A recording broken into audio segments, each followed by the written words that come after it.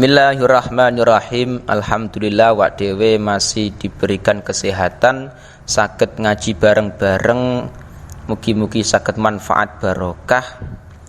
Bismillahirrahmanirrahim. Faslun ay hada faslun utawi kikono fasal suwiji. Takbire fasal man utawi sapane wong. Ini man syartiyah. Intaqadha iku lamun rusak apa wudu'uhu apa wudune man. Nek ana wong kok batal wudune, rusak wudune, jawabe man syartiyah harumah, mongko haram. Nek haram alaihi ing atase man apa arbaatu asya'a, apa papat pira-pira perkara. Jadi ketika wong iki kok tidak punya wudu, wudune batal, punya hadas kecil kaya ngono ki mau, haram melakukan 4 perkara iki. Rupane papat, as-sholatu rupane salat, wa tawafulan tawaf, wa mashul mushafi lan demek mushaf, wa hamluhu lan gawa mushaf. Ketika seseorang ki punya hadas kecil, tidak punya wudu, niki haram melakukan 4 perkara. Sing pertama salat. Salat iki walau naflan wa sholata janazatin, ten syarae niku. Meskipun itu melakukan sholat sunnah atau sholat jenazah, iki tetap harus menggunakan wudhu. Jadi sholat sunnah dan sholat jenazah iki memang harus menggunakan wudhu. Memang ada sebagian ulama yang mengatakan sholat jenazah iki tidak harus wudhu, ora kudu wudhu. Tapi iku pendapat sing lemah. Pendapat sing kuat mayoritas Syafi'i iki mengatakan nek sholat jenazah niki harus menggunakan wudhu, harus punya wudhu. Sing kedua, wat tawafu lan tawaf. Tawaf ini merupakan perkara fardu dalam haji, yang di situ harus adanya wudu. Ketika tawaf ini kok enggak ada wudu, tidak sah hajine. Dan iki haram tawafnya ketika dia tidak punya wudu. Yang ketiga, wa mashul mushafi, memegang mushaf. Jadi memegang mushaf iki termasuk perkara sing harus menggunakan wudu. Mushaf, pengertian mushaf ten syarae Kasyifah niki, wa huwa kullu ma kutiba alaihi Qur'anun lidirasatin. Jadi setiap perkara yang di situ ditulisi Quran. Tujuannya polidirosa, tujuannya karena ki mau belajar Quran misalkan. Iki dianggap mushaf meskipun itu 1 ayat. Walau amudan senajan iku kayu, au lauhan utawa papan, au jildan utawa kulit, au kirtosan utawa kertas. Jadi misalkan kok menulis sebagian ayat Quran, misalkan nulis Yasin 1 ayat, tapi ditulis dalam kertas sing kosong, tujuane nulis Quran. Iki hukumnya mushaf. Artinya ketika memegang kertas yang tulisannya Yasin, tujuane nulis Quran ini iki harus dengan wudu, soalnya itu hukumnya mushaf meskipun 1 ayat. Jadi mulane sampean iki nek nulis Quran iki ampun sembarangan, bot aja nyampe niki nulis Quran niki sembarangan. Jadi ketika awak dhewe nulis Quran kaya ngono ki mau, terkadang iki bisa dihukumi mushaf kaya ngoten niku mau, ketika memang tujuane lidirosah. Nah, mulane di situ dalam kitab syarah iki mengecualikan ketika ana wong nulis Quran iki tujuane tidak dirusak, tujuane tidak nulis Quran. Tapi contohnya lizinatin krana pepaes, kanggo hiasan. Contohnya apa? Kaligrafi. Jadi ketika seseorang kok nulis Quran tujuane kanggo lizinatin, kanggo pepaes, kanggo hiasan. Contohnya apa? Kaligrafi. Ki sing biasane dijual di masyarakat. Kaligrafi misalkan tulisannya Bismillahirrahmanirrahim, tidak dihukumi mushaf. Soalnya apa? Tujuan dia menulis Bismillahirrahmanirrahim niki mboten kok karena nulis Quran, tidak, tapi kanggo hiasan, lizinatin. Niku mboten dihukumi mushaf. Adapun terjemah niku juz amma ataupun yasin iku tetap dihukumi mushaf karena hukumnya iki di situ tujuan iki nulis Quran. Jadi tetap dihukumi mushaf. Juz amma terus yasin itu dihukumi mushaf sing dijual ning toko-toko niku. Jadi nek awak dhewe memegang ngoten niku mau harus punya wudu. Sing keempat, wahamluhu, dan membawa mushaf. Bedane nek masuk iki hanya memegang, nek hamlu iki membawa. Jadi hukumnya memegang mushaf tidak boleh, apalagi di situ membawa mushaf. Jadi nggawa niki mboten angsal membawa mushaf, tapi illa fi matain. Ten syara niku kecuali ing dalem bondo. Fayahilu hamluhu ma'hu tab'an lahu. Jadi di situ diperbolehkan ketika awak dhewe iki membawa mushaf, tapi membawa mushaf ning kono dicampur karo bondo liya. Karena apa? Dengan catatan idza lam yakun maksudan bil hamli wahdahu bi alam yaksid syai'an au qasada al mata wahdahu kada idza qasada mal mata alal mutamad. Sing penting di situ tidak ada tujuan membawa mushaf tok. Dan ini penting.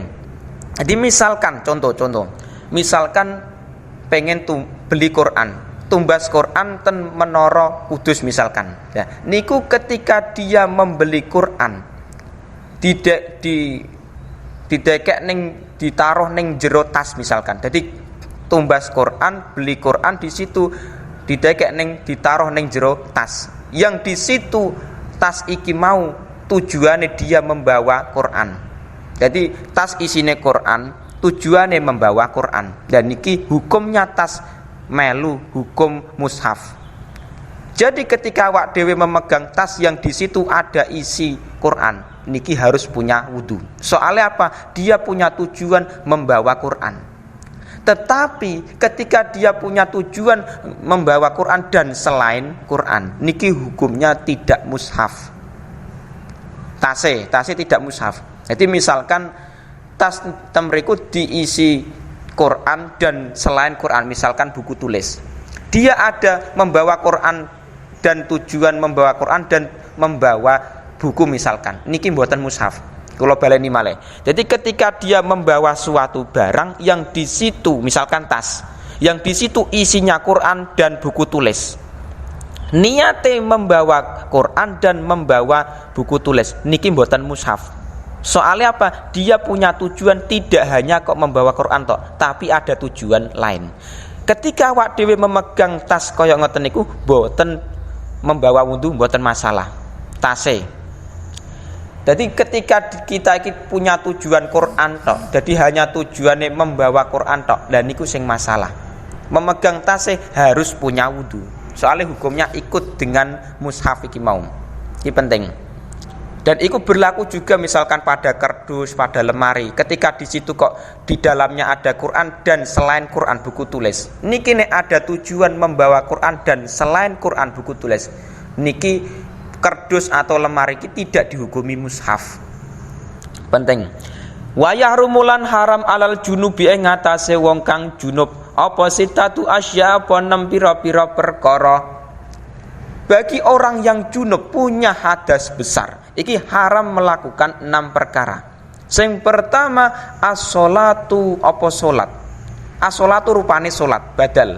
Terkait badal dari lafaz sitatu asya. Rupane 6, as-sholatu rupane salat. Wa tawafulan tawaf, wa masul mushafi lan demek mushaf, wa hamluhu lan gawa mushaf.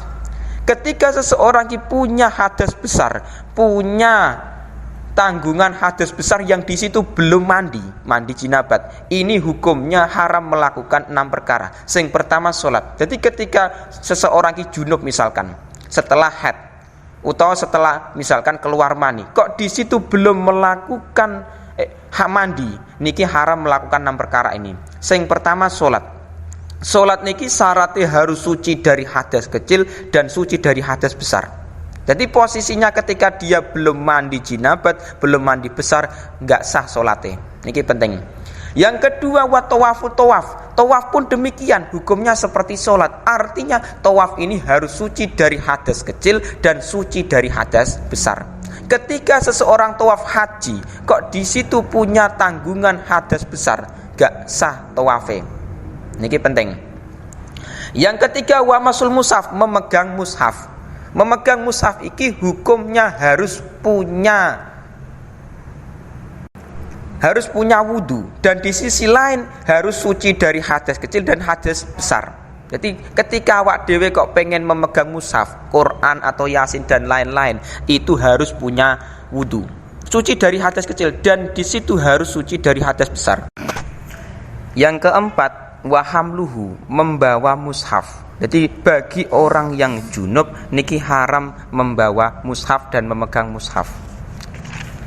Walubsulan meneng oleh meneng fil masjid ing dalam masjid, wa qiraatul qur'ani lan maca Quran, termasuk perkara yang diharamkan bagi orang yang junub, bagi orang yang punya hadas besar, iki berdiam diri di dalam masjid. Jadi nek berdiam diri di dalam masjid niki hukumnya haram bagi orang yang junub.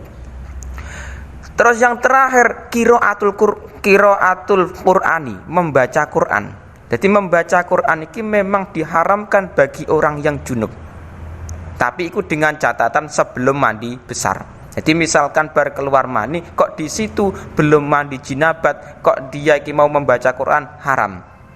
Terus pertanyaannya ngeten, ketika seseorang niki mandi jinabat, mandi besar, itu kan disunahkan membaca Fatihah, membaca bismillah. Niki hukumnya sunnah.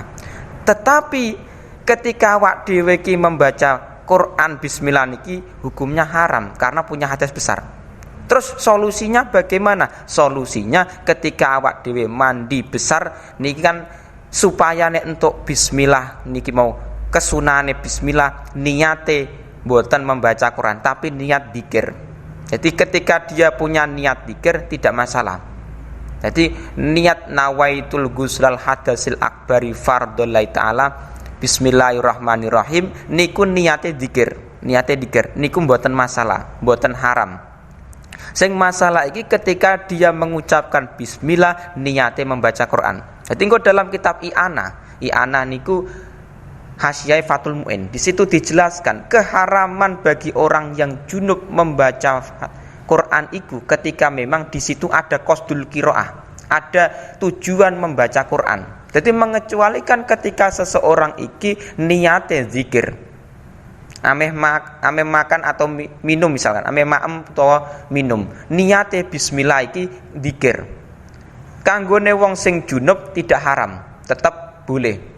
Iku mendapatkan kesunahan. Soalnya pun niatnya zikir, bukan niat membaca Quran, itu enggak masalah. Wa yahrumulan haram oleh haram bil haidi sebab haid. Jadi bak bermana sababiyah. Bil haidi sebab haid apa asyaratu asya'a, apa 10 pira-pira perkara. Rupane 10 as-sholatu rupane salat, wa tawafulan tawaf, wa mashul mushafi lan demek mushaf, wa hamluhu lan gawa mushaf. Bagi orang yang haid, perempuan yang haid dan nifas. Jadi tensara niki wa misluhu an nifas. Iki hukumnya haid dan nifas ki sama-sama. Di sini diharamkan 10 perkara. Yang pertama salat. Bagi perempuan sing haid atau nifas iki haram melakukan sholat, baik itu sholat sunnah ataupun sholat fardu, hukumnya haram. Nah terus bagaimana, apakah di situ sholatnya wajib? Oh enggak wajib. Jadi bagi perempuan sing haid atau nifas iki haram melakukan sholat. Nah sholat fardu ini enggak wajib ketika memang keluarnya darah haid dan nifas iki di selain waktu sholat, atau berhentinya darah haid dan nifas iki di selain waktu sholat. Sing masalah niku ketika darah haid atau nifas keluar di tengah-tengah waktu sholat, misalkan jam 2 siang belum melakukan sholat duhur, keluar darah haid, engkau tetap wajib di kondok, wajib kondok duhure.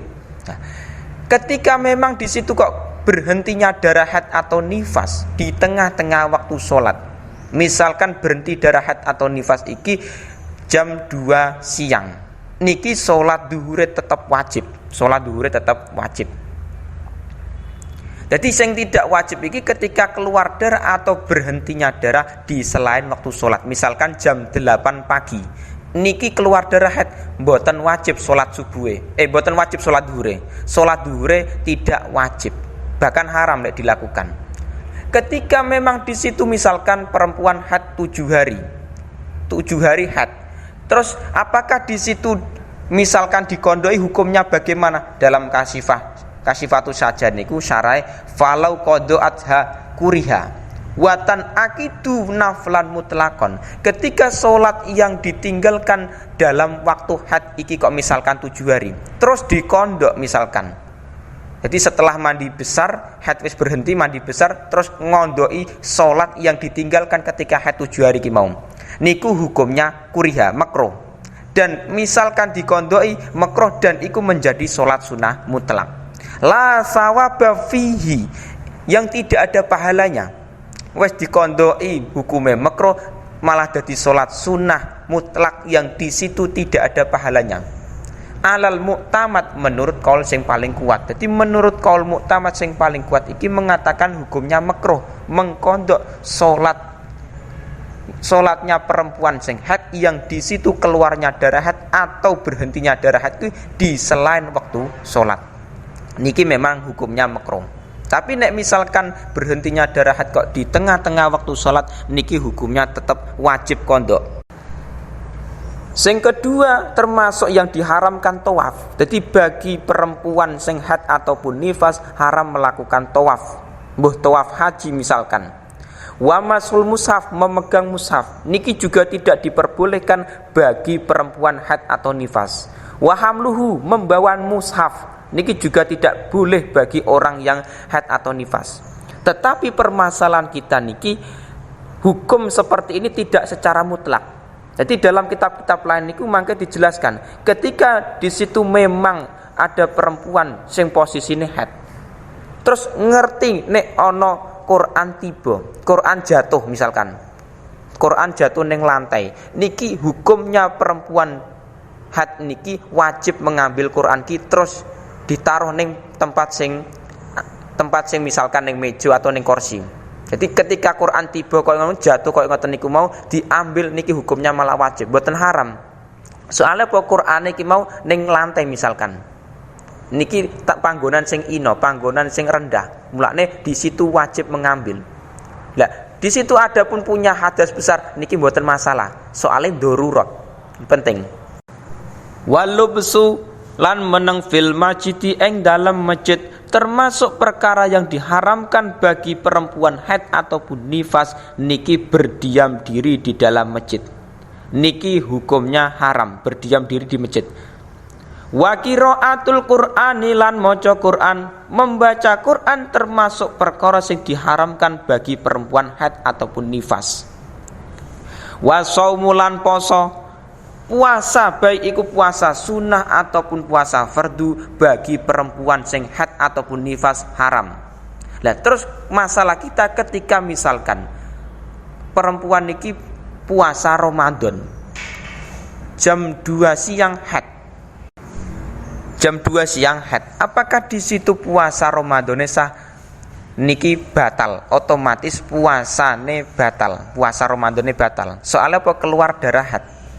Ketika keluar darah haid koyok ngoten niku mau tetap mangke wajib mengkondok puasa Ramadan. Jadi puasa Ramadan iki haram dilakukan sebab dia iki mau haid atau nifas, tetapi engkau tetap wajib mengkondok. Penting. Wa tolaku lan tolak. Jadi pegat niki tolak nek sebagian daerah memaknai pegatan. Jadi bercerai bahasa Indonesia nih. Bercerai niki hukumnya haram bagi perempuan sing haid. Jadi ketika perempuan posisinya haid niku haram ditalak, haram dicerai. Nah, niku ada ketentuan-ketentuan lain, boleh dengan catatan-catatan lain. Niku dalam kitab-kitab lain ada, kitab tahrir ada. Yang penting hukum asal jenenge perempuan haid niku haram dicerai, haram ditolak. Mangke nek setelah haid suci lah niku ditolak mboten masalah.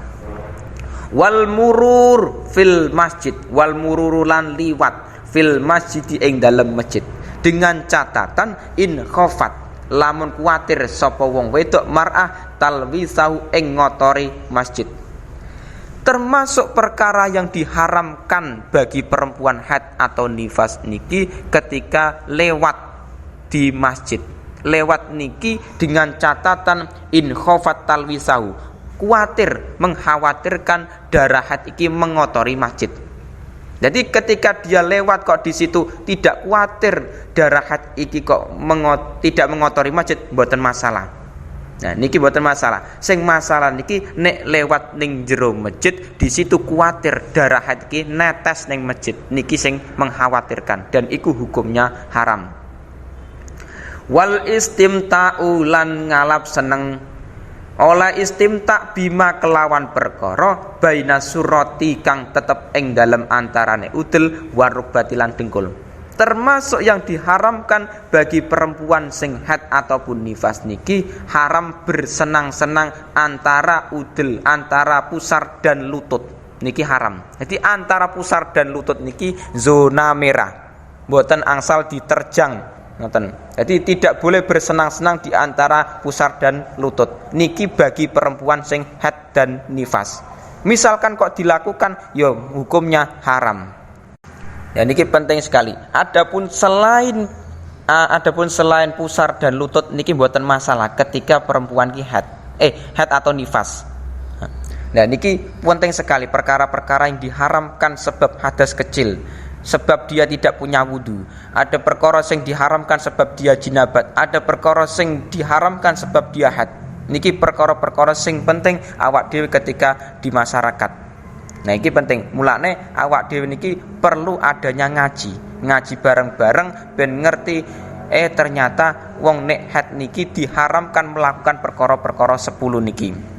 Niki penting. Mugi-mugi awak dhewe ngaji saged manfaat barokah.